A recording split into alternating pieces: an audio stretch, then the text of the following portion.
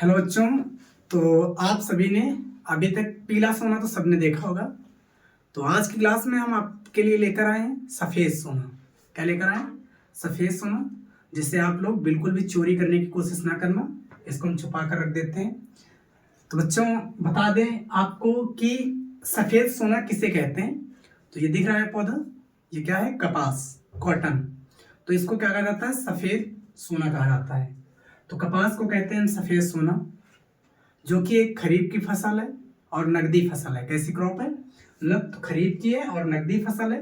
ये एक बहुवर्षीय पौधा होता है। और कैसा होता है? ये झाड़ी नुमा पौधा होता है। कैसा होता है बच्चों? झाड़ी नुमा होता है। ये एक रेशेदार फसल होती है। कैसी?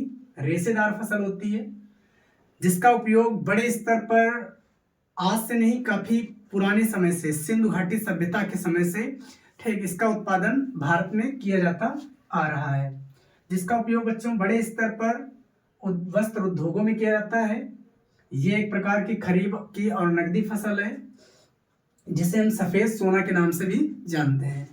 हम बच्चों बता दें कि संसार में इसके दो प्रजातियां पाई जाती हैं, दो किस्में पाई जाती हैं। कौन कौन सी किस्म है? पहली किस्म है, प्रथम इसकी किस्म है जिसे हम क्या कहते हैं? देसी कपास।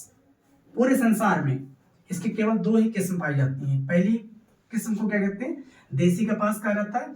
जबकि जो दूसरी किस्म होती है उसे हम क्या कहते हैं? अमेरिकन कपास कहते हैं। क्या कहते हैं?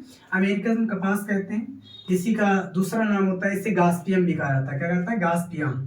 ठीक। तो देसी कपास होता है, इसका नाम होता है गास्पियम आर्बोरियम, और अमेरिकन कपास को बोलते हैं गास्पियम हिरसुटम। क्या? हिरसुटम।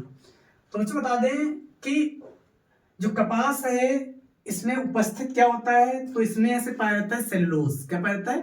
सेलुलोज पाया जाता है। ये फाइबर होती है, फाइबर प्रोटीन होती है। और बच्चों बता दें कि ये जो कपास का पौधा होता है, ये मालवेसी कुल का सदस्य है। किसका सदस्य है? मालवेसी कुल का सदस्य है। जो कपास के फल होते हैं उन्हें हम क्या कहते हैं? बाल्स कहते हैं। मतलब फ्रूट्स ऑफ कॉटन क्या कहलाते हैं? बाल्स कहलाते हैं। और ऐसे जो बाल्स होते हैं, इनके जो फल होते हैं, उन्हीं में क्या पाए जाते हैं? फल के अंदर बीज और कपास होते हैं। कपास के जो बीज होते हैं बच्चों, इनको हम क्या कहते हैं? बिनौला बोला जाता है। क्या बोला जाता है? बिनौला, जिसके द्वारा ऐसे तेल भी बनाया जाता है। क्या बनाता है? तेल। बिनौले का तेल नहीं आता है ना? तो ऐसे क्या होता है, मतलब ऐसे इसमें जो बीज होते हैं काले काले से, मतलब तो इन्हें हम क्या कहते हैं? बिनौला कहते हैं। दिख रहा है कॉटन? ठीक। तो कॉटन में आपको दिखाते हैं क्या होता है। काले काले से बीज निकलते हैं, ये दिख रहा होगा। ये छोटे छोटे से बीज होते हैं, इन्हीं को हम बोलते हैं, क्या बोलते हैं? इन्हीं को बोला जाता है बिनौला, बोला जाता है। क्या? बिनौला। और ये ऐसे जो सफेद सा दिख रहा है, ये क्या है? कॉटन है, रुई, जिसे हम क्या कहते हैं? रुई भैंस कहते हैं साधारण भाषा में, रुई बोला जाता है। जिसका उपयोग कहाँ किया जाता है? वस्त्र उद्योगों में किया जाता है। कपड़े वगैरह हम लोग पहनते हैं तो ऐसे सूती। और यहाँ से एक बात बता दें कि जिसका उपयोग, यहाँ से जो इसका उपयोग किया जाता है वो सूती वस्त्र बनाने में किया जाता है। कैसे वस्त्र बनाने में किया जाता है? सूती वस्त्र बनाने में किया जाता है। इसमें ऐसे कांटे जैसी इसकी रचना होती है, मतलब इसकी जो पत्तियां होती है उसकी कांटे जैसी रचना होती है। इन्हें हम क्या बोलते हैं? ब्रैक्टियोल्स कहा जाता है। क्या कहता है? ब्रैक्टियोल्स। अगर हम बात करें बच्चों, ये जो कपास की खेती होती है इसके लिए कौन सी मिट्टी उपयोगी होती है? तो बता दें कि कपास की खेती के लिए काली मिट्टी उपयोगी होती है। इसकी जो खेती की जाती है वो अक्सर काली मिट्टी में की जाती है।